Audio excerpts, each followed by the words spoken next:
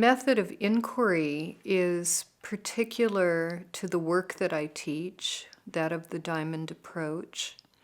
But it's a method that has been used for centuries in humanity's effort to understand more deeply the deeper levels of truth of our experience.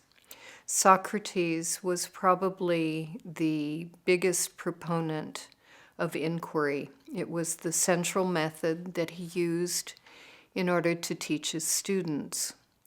He would pose a question about life, or a philosophical question, or an ethical question, and they would have to dig into their own personal experience to come up with truth, with the wisdom, the understanding about that particular issue.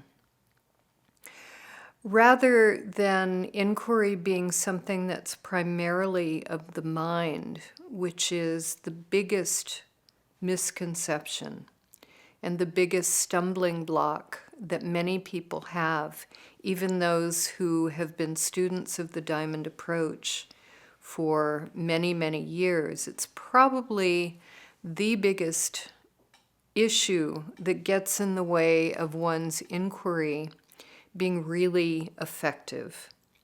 And when I mean effective, what I mean is allowing our consciousness to transform as a result of the engagement of the practice of inquiry.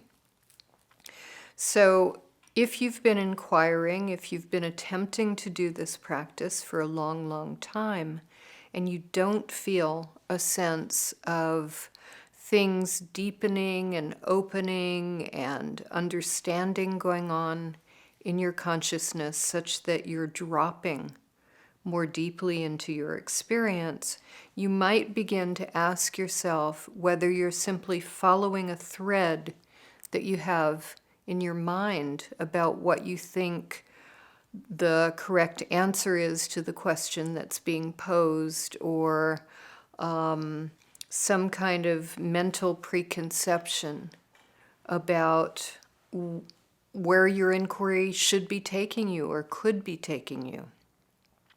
The most effective way to inquire is with an attitude of not knowing, allowing ourselves to let go of our preconceptions, even the preconception that our inquiry should yield some kind of deepening or some kind of understanding. Deepening and understanding will happen naturally. We don't need to push the river, as it were, to make those things happen. But what we do need to do is learn how to engage our experience in such a way that deepening and understanding, which are very synonymous, they're two dimensions of what occurs as we grow, as our consciousness matures and deepens. They're two sides of the same thing.